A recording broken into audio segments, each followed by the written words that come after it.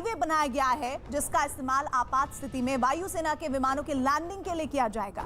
इस national highway के 4 kilometre के एक हिस्से को इस तरह से डेवलप किया गया है कि इस पर फाइटर जेट की लैंडिंग हो सकती है। पाकिस्तान बॉर्डर के करीब बनी इस एयर स्ट्रिप पर आज भारतीय वायुसेना के लड़ाकू विमानों ने लैंडिंग की प्रैक्टिस की। इस एयर स्ट्रिप को नेशनल हाईवे अथॉरिटी ने वायुसेना के साथ मिलकर तैयार किया है।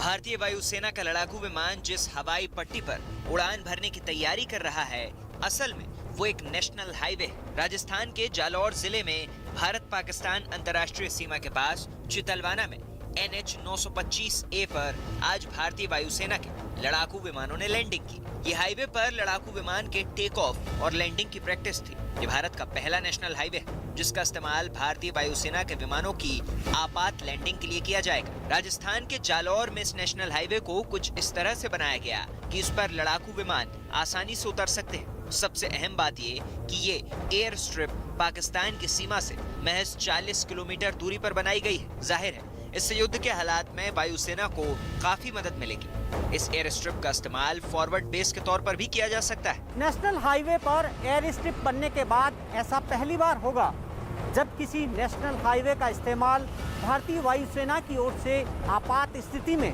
लड़ाकू विमान उतारने के लिए किया जाएगा। पश्चिमी सरहद के नजदीक होने की वजह से इससे भारतीय सेना को निगरानी में भी मदद मिलेगी। इसके साथ ही इसकी वजह से अंतर्राष्ट्रीय सीमा पर बसे बाड़मेर और जालौर जिले को भी फायदा होगा।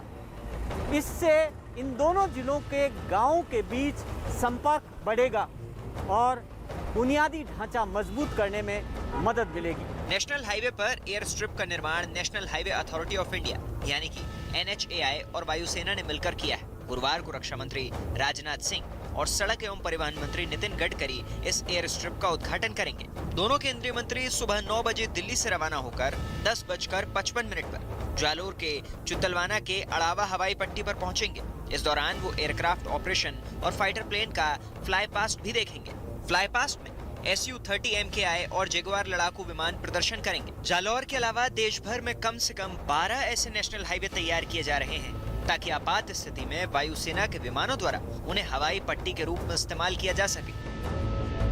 राजस्थान के जालौर में नेशनल हाईवे पर लड़ाकू विमान की लैंडिंग की प्रैक्टिस से पहले अक्टूबर 2017 में वायुसेना के लड़ाकू जेट और परिवहन विमानों ने उत्तर प्रदेश के आगरा लखनऊ एक्सप्रेसवे पर लैंडिंग का अभ्यास किया था। उस वक्त ये दिखाने की कोशिश की गई थी कि ऐसे नेशनल हाईवे का इस्तेमाल वायुसेना के लड़ाकू और दूसरे विमानों को आपात स्थिति में उतारने के लिए किया जा सकता है। और उसके बाद आज national highway authority of India और वायुसेना की कोशिश कामयाब हुई है।